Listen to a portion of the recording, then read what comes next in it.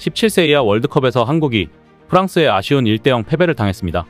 한국은 이로써 이전 2패를 안게 되며 16강 진출에도 빨간불이 켜졌는데요.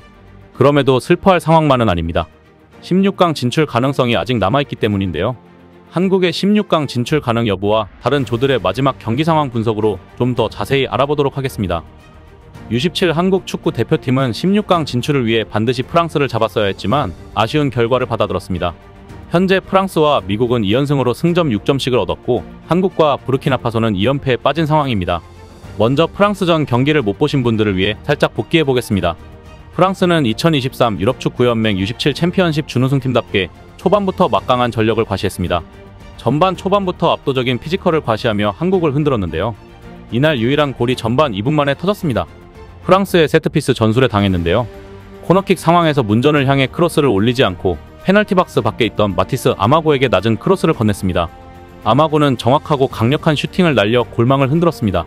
너무 순식간에 벌어진 일이라 한국 선수들은 어안이 벙벙할 정도였습니다. 한국 선수들은 다시 전열을 가다듬고 반격을 노렸습니다만 기회가 올 때마다 부정확한 패스 미스로 기회를 날려버렸습니다. 전반 40분 공격수 김명준이 상대 골키퍼와 1대1로 맞서는 절호의 찬스가 왔는데요. 앞으로 슬라이딩하며 찬볼이 제대로 맞지 않아 골키퍼에게 막혀 아쉬움을 삼켰습니다. 다행인 것은 공격 찬스를 늘려가며 분위기를 되찾아왔다는 점이었는데요. 전반을 1대0으로 마친 한국은 후반에 변성환 감독이 계획한 대로 수비에 안정을 주면서 상대의 뒷공간을 노리는 시도를 계속했습니다. 이는 변성환 감독이 프랑스전 인터뷰에서 했던 말과 일치하는 전술이었습니다. 변 감독은 우리 스타일을 유지하면서 이기는 경기를 할 수 있도록 준비하겠다고 말한 바 있습니다. 미국전에서 골을 먹더라도 과감하게 공격 전술을 택했다면 프랑스전에서는 상대의 공격을 안정적으로 막고 후반을 노리겠다는 말이었습니다. 이날 후반은 한국의 페이스였습니다. 프랑스 선수들은 인도네시아의 날씨에 지친 듯 발이 무거웠습니다. 후반 13분 백인우가 환상적인 돌파를 통해 오른쪽 측면을 뚫어냈습니다. 공이 라인을 넘기 직전에 몸을 날려 크로스를 올리는 투혼을 발휘했는데요. 이에 뒤에서 들어오던 진태호가 강력한 왼발 발리 슈팅을 날렸습니다. 이 볼이 반대편 골대를 강타해 득점이 되지 못했습니다만 너무나도 아쉬웠던 득점 기회였습니다. 이번 대회 한국은 벌써 3번이나 골대를 맞췄는데요. 프랑스 선수들은 한국의 역공에 당황한 듯 했지만 시간이 흐를수록 움직임이 느려졌습니다. 한국은 이 틈을 노려 계속 상대의 골문을 두드렸지만 기다리던 동점골은 끝내 나오지 않았습니다. 결국 우세한 경기 흐름에도 0대1 아쉬운 패배를 당했습니다. 하지만 우리 선수들이 끝까지 강호 프랑스를 몰아붙이며 잘 싸워줬습니다. 이제 16강 진출 여부가 궁금해지는데요. 이번 대회는 24개 팀이 출전했습니다.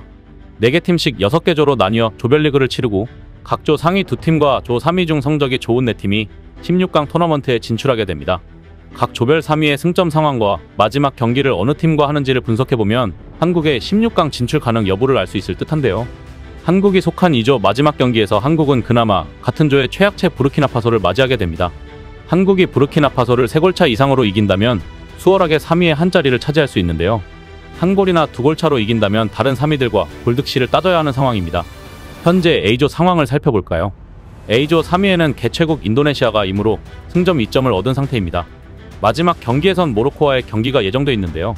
모로코도 1승 1패이기 때문에 16강 진출을 위해선 최소 비기거나 승리를 따내야 합니다. 최악으로 가정해볼 때 인도네시아가 모로코와 비긴다면 승점 3점의 득실차는 0이 됩니다. 이 경우가 되면 한국은 무조건 3골차로 부르키나파소를 이겨야 인도네시아를 다득점으로 밀어낼 수 있습니다. B조 상황을 살펴보겠습니다. B조 3위는 우즈베키스탄인데요. 우즈벡은 현재 1승 1패로 승점 3점을 획득한 상태입니다. 단, 마지막 경기는 일찌감치 16강 진출을 확정지은 스페인과의 경기를 남겨둔 상황입니다. 하지만 스페인이 최강 전력을 아꼈다가 우즈벡에 패하고 말리가 캐나다를 잡는다면 스페인은 3위로 밀려날 수도 있습니다. 때문에 스페인은 우즈벡을 작은 점수차로라도 이기려 할 것입니다. 우즈벡도 캐나다를 3대0으로 이긴 만큼 스페인과 팽팽한 줄다리기를 할 것으로 예상됩니다. 우즈벡이 최소 1점이라도 승점을 더 따낼 가능성이 있어 조 3위로 16강 진출 가능성이 높을 것으로 예상됩니다. C조는 어떨까요? C조 3위는 이란인데요. 이란 역시 1승 1패로 승점 3점을 이미 챙겨놓은 상황입니다. 마지막 경기는 이 대회 최약체 뉴칼레도니아와의 경기를 남겨놓았는데요. 잉글랜드의 10대0 브라질에 9대0으로 패한 뉴칼레도니아이기에 이란도 대량 득점으로 승리할 것으로 예상됩니다. C조에도 3위의 한 자리를 무난히 따낼 것으로 보입니다. D조를 살펴볼까요? D조 3위는 숙명의 라이벌 일본이 차지하고 있습니다. 일본은 1승 1패로 승점 3점을 차지하고 있습니다. 일본은 마지막 경기를 아프리카의 강호 세네갈과 펼치게 됩니다. 그런데 세네갈은 2승으로 이미 16강 진출을 확정지은 상태라 최강 전력으로 나오지 않을 가능성이 높은데요. 그럼에도 만약 세네갈이 일본에 지고 아르헨티나가 폴란드를 이길 경우 졸지에 조 3위로 추락할 가능성이 있습니다. 세네갈도 조 3위로 16강에 가고 싶지 않을 것입니다. 조 3위로 갈 경우 다른 조 1위와 마주쳐야 하는 부담감 때문입니다. 결과적으로 세네갈은 일본에게 지지 않으려 할 것으로 예상됩니다. 꼭 세네갈이 일본을 이겨줘야 한국이 일본을 밀어내고 3위로 올라갈 수 있을 것으로 보입니다. 마지막 F조는 어떨까요? F조 3위는 멕시코입니다. 멕시코는 독일에 지고 베네수엘라와 비교 1무 1패로 승점 1점을 얻은 상태입니다. 그런데 마지막 경기가 최약체 뉴질랜드와 있습니다. 멕시코는 뉴질랜드를 무난하게 이기고 승점 4점으로 16강 진출 한 자리를 차지할 것으로 분석됩니다. 이렇게 조별 3위를 다 확인해보니 한국이 3위 6개국 중 2개 국가를 밀어내야 하는 상황인데요.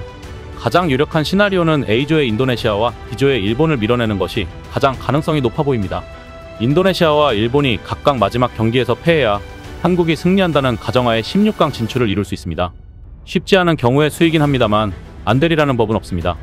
조별리그 마지막 경기는 같은 조에 한해서 동시에 열리게 되는데요. 경기가 펼쳐질 때마다 그 윤곽을 알 수 있을 것으로 보여 마지막 다른 조 경기에도 관심이 쏠릴 수밖에 없을 것으로 보입니다. 모로코와 세네갈이 꼭 인도네시아와 일본을 잡아주길 응원해야겠습니다. 한편 대한민국 A대표팀의 북중미 월드컵 아시아 2차 예선전이 16일에 싱가포르와 21일엔 중국과 있습니다. 특히 중국전은 원정길에 오르게 되는데요.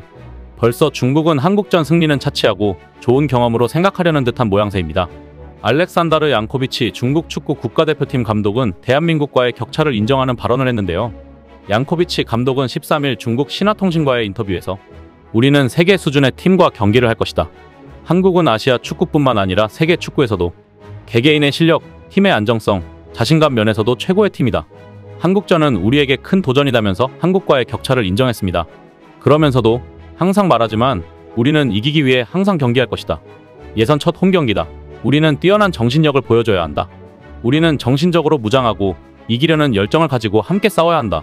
우리는 좋은 결과를 만들기 바랄 것이다. 좋은 결과란 승리를 말하는 것이라고 덧붙였습니다. 한국과 중국의 축구적인 격차는 국제축구연맹 랭킹 그 이상일 텐데요. 중국은 피파 랭킹 79위로 아시아에서는 비교적으로 상위권에 속하지만 한국만 만나면 공안증을 앓고 있습니다. 역대 전적에서 2승 13무 21패로 압도적인 열세가 이를 보여주고 있는데요. 중국이 한국을 상대로 승리한 건 2010년 2월과 2017년 3월이 끝이었습니다. 양코비치 감독은 2023년부터 중국 국가대표팀을 정식으로 지휘하고 있는데요. 한국은 아무렇지 않지만 중국 입장에서 한국전은 상당한 부담감으로 작용하는 듯 보입니다. 중국이 제대로 된 축구 시스템을 쌓아 올라온다면 한 20년 뒤쯤엔 비슷해지지 않을까요? 그 전에 한중전은 한국의 스타 플레이어를 보는 재미로만 즐겨야 할 듯 보입니다. 이상 시온TV였습니다.